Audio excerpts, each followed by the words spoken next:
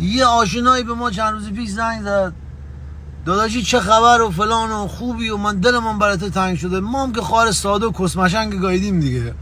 ساده که توی سوری چیزا کسخل فورم هم دیگه، نمیدونم چی مرگ است. من اصلا بعضی موقع خیلی گاو و کسم. مثلا من و قدیر آقا خدا شاهده میگم زرنگی ما تو کسبازی تیز و بزیم، ولی بخواد یکی دیپ بیاد دهنم، یعنی میدونی که برای من کسمشنگ اگه این آقایی که الان رفت تو بانک این نباشه، من این 2000 هم که در آوردم و خیلی خوشگل دو دستی تحویل به یکی میدم، خودم به کیر میدم. زنگ زد گفت آره آیسان چه خبر و خوبی فلان و اینا، داداش فلانی گیره فلان و اونجوری. گفتم آقا من گیر اون رو یکی حل کرد، اون قدیم به من یه حال داد، من گیرش حل کردم. نگی موقع بشو. گفت که من تو کسخولی، تو الان 10-11 سال نیستی، تو فکر میکنی من هنوز همین جوری هم؟ گفتم من کس مخ مگه قبلا اینجوری؟ بعد گفتم مگه قدیم اینجوری بودی؟ گفت نه من چیکار دارم و فلان. گفتم آقا نگو، این یارو آبرومنده، درست نیست موقع ناراحت میشه فلانه، این قراره حالا بعداً خورد به من بده. منم گفتم بعداً ببره یه جا، من خودم حساب کتاب داره برو. الان با حاجارش کافی می‌خوردیم، دیدم این طرف اولی که ما باشه حساب کتاب داشتیم بهش پول داده بودیم، دیدیم آقا اصلا این اومده زندگی نامه اوشین برای من نوشته 60 خط. من از تو انتظار نداشتم و برادر اگر اینجوریه پس اصلا دیگه منو فراموش کن. داداشی فراموش میخوای بکنی بگم مایه رو بکنی، چی رو فراموش میخوای بکنی؟ من تو رو فراموش میکنم ولی تو منو فراموش نکن. پول کسکش بعدم بیار بده اونجا. من این پول زحمت کشیده من، چشم من خواهر من تو گرما گاییده شد برادر. بعد اسمشم دهنه من گاییدم. این دهنه گاییدم با اون سوم شخص مفرد بودم، اون بین ما بود. من به تو نگفتم کون ده امشیه کون تلق تلوق، من به تو نگفتم کون پاره نرو نگو به یارو. مریضی تو مگه آقا؟ من نمیدونم چی بهش گفت. من اون لابلا آره ما مگر گدای نمیدونم بابا کسبازی در نیار برادر جان. چقدر مرد برادر، مرد مگه آخه میشه انقدر کسو در بیاد آخه؟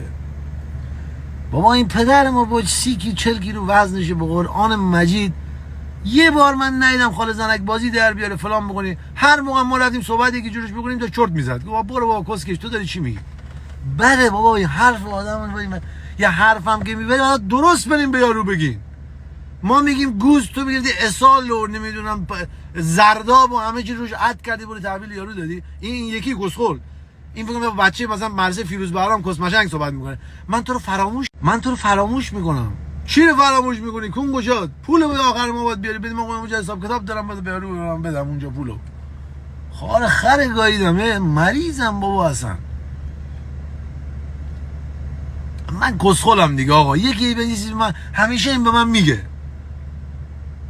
اینو حواسم میگم خدا بیامرز، خدا نکنه این جیل منه به قرآن. آی کیر تو دهن دایسان. خدایا عمر منو بزن، اینو قدیر نگه دار والله به قرآن. این آدمای خیلی خوبی هستن. با ما خودمون با اینو باید هر موقع حساب کتاب داریم به قرآن همون موقع صریف لاینه. هیچی که کیر خر درست کرد الان دیگه. حالا نمیدونم یارو رو بلاک بکنم نکنم، بلاک کنم پول خارکسته میره. مگر اینکه پرونده رو بدم دست سرگرد قدیر دیگه. قدیرم که خدا نکنه بهش بگی آقا من با این حساب کتاب دارم دیگه. کیسه خواب میگیرم و جلو خونه یارو هست دیگه. قدیر پول گرفتم نه من جام رو هستم اینجا هستم. خلاصه که میگم آقایون مرد نباید کسو باشه همین. من بدبختی خاک بر سری منه که من وگرنه با دخترها دوست میشدم. مثلا دوست معمولی ما با هر کی دوست معمولی شدیم خارکوس آخر کردیم. اینقدر بدبختیم بابا. والله به قرآن مجید. مگه دوست معمولی چجوری با دختر میشه؟ مگه میشه آخه؟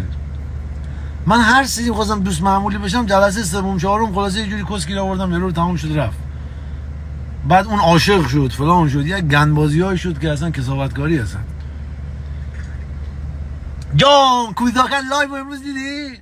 لایو دیدی 115,000 این دفعه باید لایو بگم. آقا بدبختی میترسم لایو بگم بعد همه منتظر باشن. بعد که میدونی همه منتظر باشن همه میان میشینن فکر کنن تو چه صحبت‌های عرفانی میخوای بکنی. ما هم که فقط صحبت سلام با کس خداحافظی با گیر تموم میشه. خالی زندگی رو گاییدن. چطوری چی دیگه من بلد نیستم. قدیر پدر من تو چرا من یاد ندی چیزای دیگه بابا جونم پاپایی من.